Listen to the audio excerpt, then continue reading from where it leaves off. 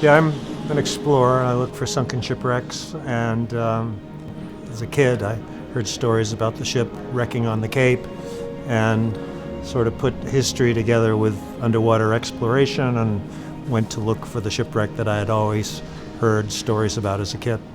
Well, the ship was built in 1716. We have that on the bell. It says Whydah Galley, 1716. So it was a brand new ship. And it started out as a slave ship, and it was taking human cargo back from West Africa, selling the cargo, the people, in Jamaica. And then it was making its way back to England when the pirates captured it in the Windward Passage.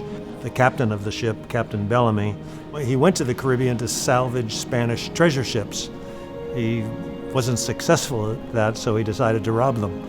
And so he robbed 50 ships in a couple of years, and all of the treasure and all of the artifacts headed up for Cape Cod, where legend had it that Captain Bellamy had a young girlfriend. And he virtually wrecked his ship at her doorstep, and he drowned.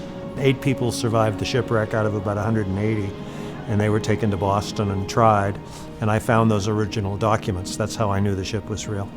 A third of the Whydah crew were former slaves, free on board a ship that was a former slave ship, and they were experimenting in democracy. That's the real irony of the whole story. Here you have a ship that was built to transport human cargo, captured by pirates, a third of whom are slaves, and they're experimenting in democracy on the ship. Africans are being elected as officers and even captains on board pirate ships. There's a lot of personal items, a lot of things with people carve their initials into. We actually have the oldest Freemason symbols that actually predate the Freemasonry on some of the plates and spoons. We have the oldest reliably dated collection of Akan African jewelry.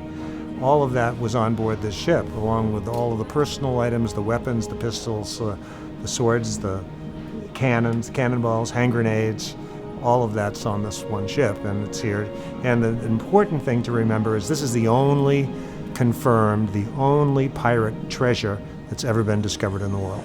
So anybody who's ever dreamt of finding pirate treasure, it's here. And you can actually touch it in one of the display cases.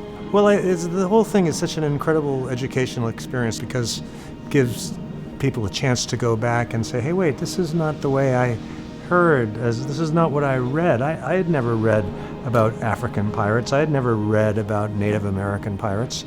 And on ships like the Whydah, they were free. For anybody who's ever dreamt of finding pirate treasure, come here to see it. This is where it is, right here. The only place in the world where you're going to see pirate treasure is right here in Manitoba.